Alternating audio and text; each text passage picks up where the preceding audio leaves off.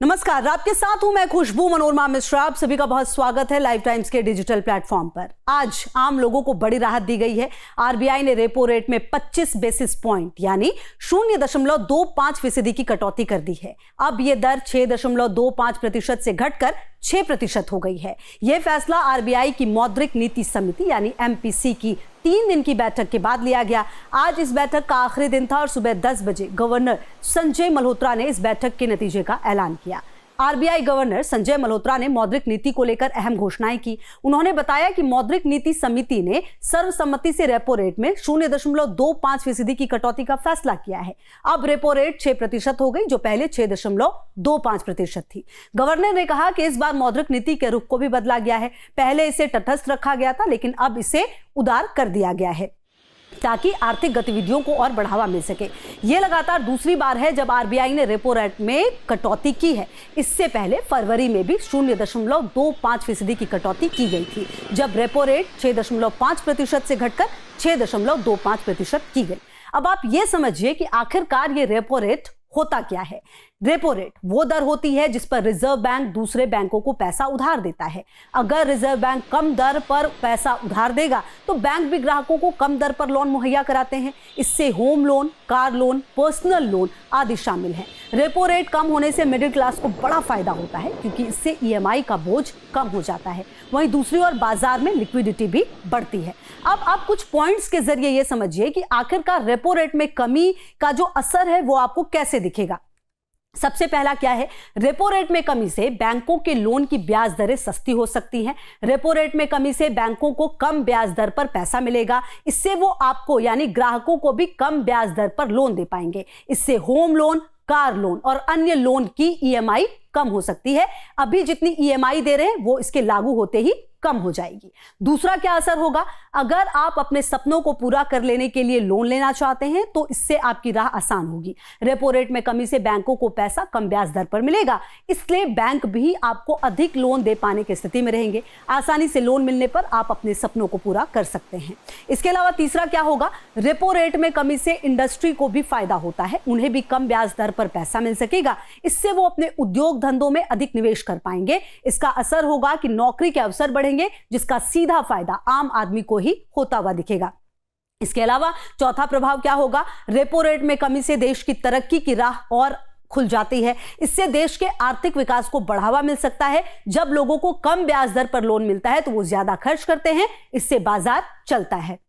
पांचवा और महत्वपूर्ण, रेपो रेट में कमी से महंगाई को कंट्रोल में रखने में मदद मिलती है। इससे अब कम खर्च में आपका काम चल जाएगा। ऐसे में आप देखिए, रेपो रेट कटौती के बाद जो फ्लोटिंग इंटरेस्ट रेट पर होम लोन लेने वाले ग्राहकों के पास 2 विकल्प होते हैं। वो या तो अपनी ईएमआई कम करा सकते हैं या फिर लोन का टेन्योर कम। अगर ईएमआई कम कराते हैं तो इससे मासिक बजट पर बोझ हल्का होगा। आपके पास हर महीने कुछ अतिरिक्त पैसे बचेंगे। वहीं टेन्योर कम कराने से लोन जल्दी खत्म होगा। इससे लोन जल्दी खत्म हो जाएगा और ब्याज पर बचत होगी। ये उन लोगों के लिए अच्छा विकल्प होता है जो अपना कर्ज जल्दी खत्म करना चाहते हैं।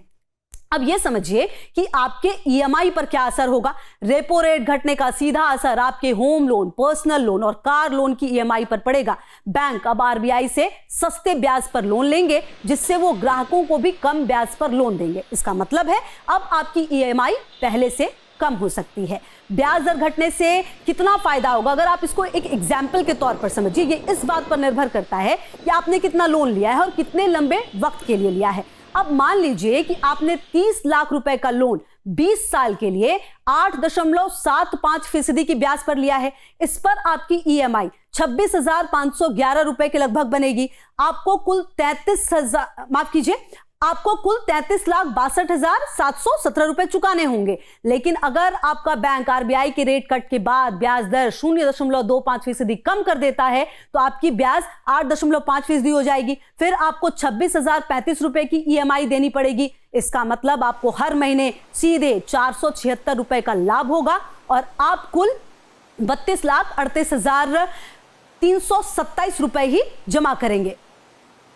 इससे आपको सीधे 1,14,390 रुपए का फायदा होगा। अब आप यह समझिए कि आखिरकार आरबीआई ने ये रेपो रेट क्यों घटाया है। वैश्विक मंदी और ट्रंप सरकार के नए टैरिफ से आर्थिक गतिविधियों पर दबाव बढ़ा है। भारत में महंगाई दर 5% से नीचे बनी हुई है, जो कि आरबीआई के लक्ष्य के भीतर है। आर्थिक ग्रोथ को सपोर्ट करने के लिए आरबीआई ने ब्याज दरों में राहत देने का फैसला लिया है।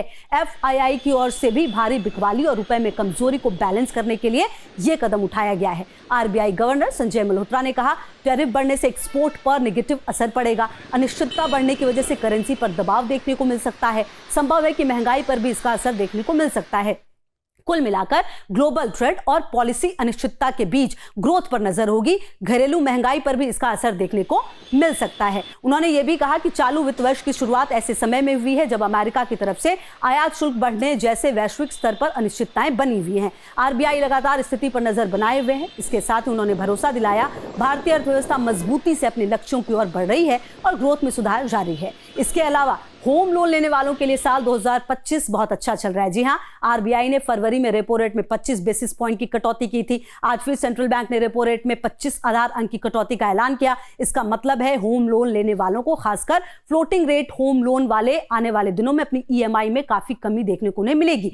उम्मीद की जा रही है कि बैंक जल्द ही इस रेट कट का फायदा ग्राहकों को देंगे। आज की कटौती के बाद रेपो रेट अब 6% पर आ गया है। आरबीआई गवर्नर संजय मल्होत्रा ने इसके साथ ही मॉनेटरी पॉलिसी के रुख को न्यूट्रल से बदलकर अकोमोडेटिव कर दिया है। इस बदलाव से होम लोन लेने वालों को भविष्य में और रेपो रेट में कटौती देखने को मिल सकती है। इससे उनके होम लोन पर ब्याज दर और कम हो जाएगी। इससे पहले सरकार मिडिल क्लास को इनकम टैक्स में छूट देकर खुश कर चुकी है। सरकार ने बजट में ऐलान किया था कि सालाना 12 लाख रुपए तक कमाने वालों को इनकम टैक्स नहीं देना होगा। हालांकि इसका फायदा इनकम टैक्स के न्यू रिजीम के तहत मिलेगा। और उसके बाद आज ये बड़ा फैसला, जिससे ऐसा लग रहा है कि आने वाले समय में मिडिल क्लास फैमिली को इसका बहुत बड़ा लाभ मिलने वाला है, खास करके वो जो लोन चुकाते हैं, ईएमआई देते हैं। आज के इस वीडियो में इतना ही। वीडियो अच्छा लगा हो तो इसे शेयर जरूर कीजिए और देखते रहिए लाइव टाइम्स। बहुत शुक्रिया।